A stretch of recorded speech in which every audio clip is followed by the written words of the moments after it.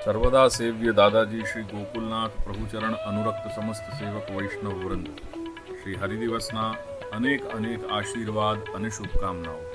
શ્રી યમુનાની સ્તુતિ કરતા ચતુર્થ શ્લોકમાં વ્રજાધિપતિ શ્રી ગોકુલેશ શ્રી કૃષ્ણના અને શ્રી યમુનાના સ્વરૂપને દર્શાવતા શ્રી મહાપ્રભુ શ્રી પ્રભુના સ્વરૂપ વિષયે 7 વિશેષણોનો પ્રયોગ કરે છે અને તે 7 પદોમાં સચ્ચિદાનંદ ઘનરૂપ ભગવાન શ્રી કૃષ્ણની અને સચ્ચિદાનંદ ઘનરૂપા શ્રી કૃષ્ણની અભિન્નતા દર્શાવી દે છે।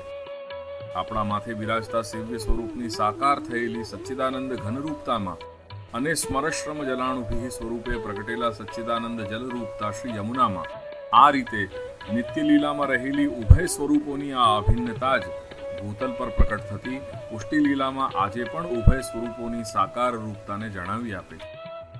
આ શ્લોકમાં 7 પદો દ્વારા શ્રી પ્રભુ અને શ્રી યમુનામાં રહેલા 6 ધર્મ અને સ્વયં ધર્મીનો ઉલ્લેખ કરવામાં આવ્યો છે।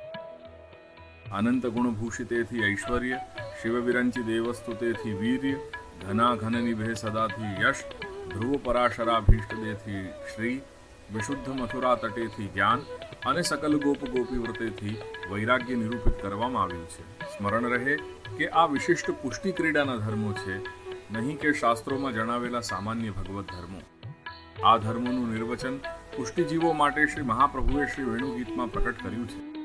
આ 6 પુષ્ટિ ધર્મોને ધારણ કરતા નક્ષિક કૃપા સાગરનું સાકાર સ્વરૂપ શ્રી પુષ્ટિ પ્રભુ અને શ્રી યમુના અભિન્ન રીતે એક જ છે। તેથી હે પ્રભો, હે યમુને, આપ બંને ચિત્તની પ્રવણતા રૂપ મારા મનના સુખને સિદ્ધ કરો કે જેથી હું ફલરૂપા માનસી સા પરામતાનો પાત્ર બની શકું।